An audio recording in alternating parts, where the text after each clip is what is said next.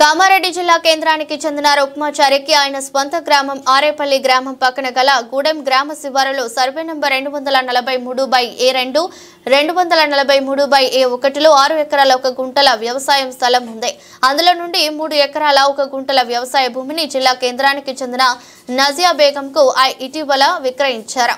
ఆ స్థలంలో ఎల్లమ్మ దేవత గుడి నిర్మాణం చేపడుతున్న సమయంలో ఆ పక్క స్థలంలోనే స్వయంభూ లింగేశ్వర స్వామి నంది శివలింగం విగ్రహాలు భూమిలో నుండి బయలుపడ్డాయని, వాటికి సైతం ఎల్లమ్మ గుడి ముందు మల్లికార్జున స్వామి ఆలయం నిర్మించి అందులో స్వయంభూ లింగేశ్వర నంది శివలింగాలను ప్రతిష్ఠించారు.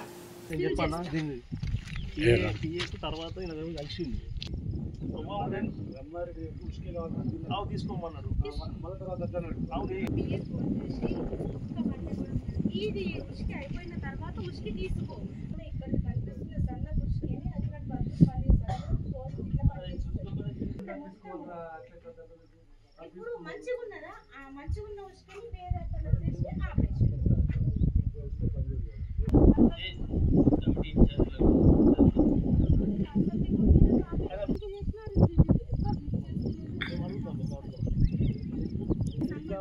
మించింది ఏమీ లేదు.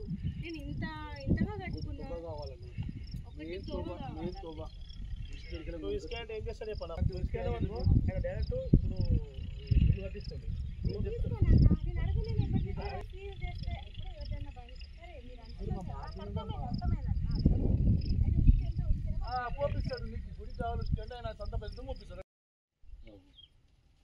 మరి ఫుడ్ ఒక 3,000 అందులో గిట్ల ఇంకా మేడం కి గంటలు దిల్కొచ్చి భోజనం టైం కూడా అడగడం గట్లా లేకపోతే సాయంత్రం డిన్నర్ ఉంటే నేను దొరికిపోయేటోళ్ళ మాట బార్కు చెప్పు. ఇచ్చొచ్చిన ఓకే ఓకే అయిపోయిందా?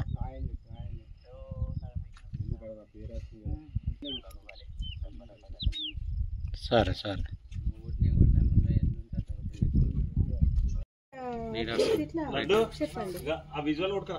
కొడతా నారదు వైనా కొడతారు.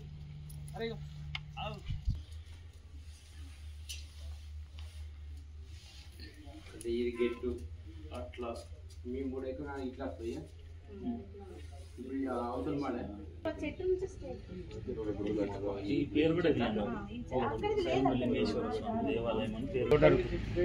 ఇట్లా వచ్చి మళ్ళీ ఇటు 3.5 ఇది కాదు. 2 ప్రపోజల్ అది న్యాయంగా కావాలి. ఇప్పుడున్న సమస్య 2 గుళ్ళు కడితే తొవ్వ కోసమే. ఇప్పుడు అదే మీకు తొవ్వ కోసమే మెయిన్ సమస్య. అంతే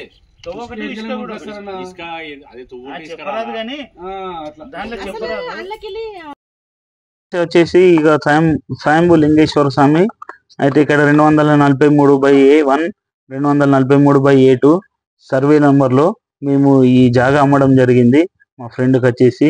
అయితే ఇందులో ఏంది సమస్య అంటే మన సింగరాయపల్లి ఒక మనిషి ఇక్కడ ముందు నుంచి తొవ్వ ఇవ్వకపోగా ఇబ్బందుల పాలు చేస్తున్నాడు. అంటే మాకు 92లో ఉన్నది తొవ్వ కాబట్టి మాది మేము కావాలంటే ఇబ్బంది పాలు చేస్తున్నాడు.